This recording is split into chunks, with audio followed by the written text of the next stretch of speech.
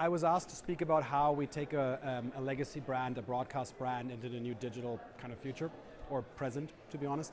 And what I tried to do is show what I call bridges, like little features, updates that really kind of take our core websites and apps into a complete new design and strategy for digital. And so it's a long journey, and we do this iteratively to a degree. But I kind of showed an update to an app, to notifications, to video player technology, and also how we do display advertising, which were some good indications of where we're going for this year and next. So this is around a strategy that revolves around 3 pillars: video, loyalty, and depth.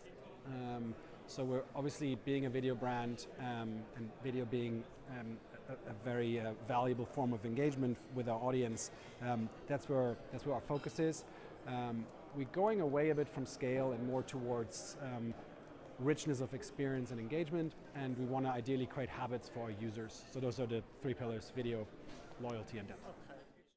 I'm not sure if the waking up or got away from it or rediscovering it. I think you're definitely right that it matters. I can tell you that much. So I do think that design is one of our key differentiators. If everyone is a platform publisher, there's very little brand recognition, and I think that we can still make digital experiences better and more exciting. One of the best examples of that is how Snapchat has broken so many rules and has put Facebook on the back foot, and how Facebook is copying them now. So innovation is never over, and I think that publishers, the worst thing they could do is give up on innovating on how they distribute and display content. So I am very excited about innovating with design and technology, which are deeply correlated. Not so much reducing the size, but I know where you're getting with this. So I think it is true that certain contexts and even certain focus of the same person can differ greatly. So, for example, in the morning, the best way to consume any kind of news content is a briefing form, whether that's a newsletter or a digest app, or even just the home screen of a native app. While in the evening, maybe you do want to sit down and consume more of a linear product that is more similar to a broadcast product. We see a lot of engagement on our OTT platforms with longer video. So I think it's very specific around the context and the motivation that a user brings. So what is important is to understand that. So if I'm, if I could know that you are leaving for a 30-minute morning commute in 20 minutes, maybe I can preload a bunch of videos so that once you're on the train and you have a sloppy connection, this is a seamless experience. So there's little, actually quite hard optimization tricks like that you can do. And I think that's a really exciting space. Video is all about performance. It's really important that it just works seamlessly. And text today works so much more seamlessly than video. So I think that's where a lot of our attention has to go. Performance and personalization and understanding context where you consume a piece of content.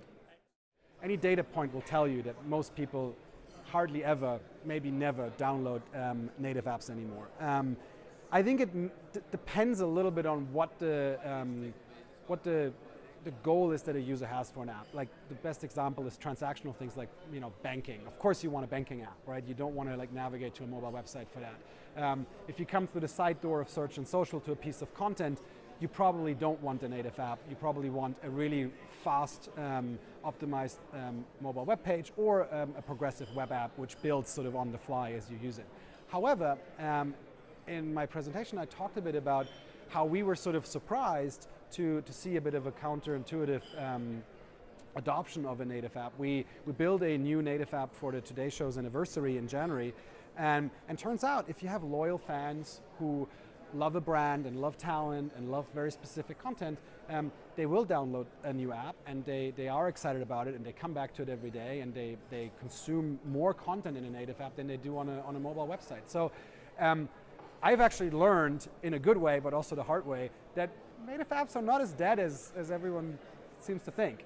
Granted, we also have a big promotional opportunity with a broadcast channel that can actually drive adoption of a native app. So that's a very important detail that you shouldn't forget.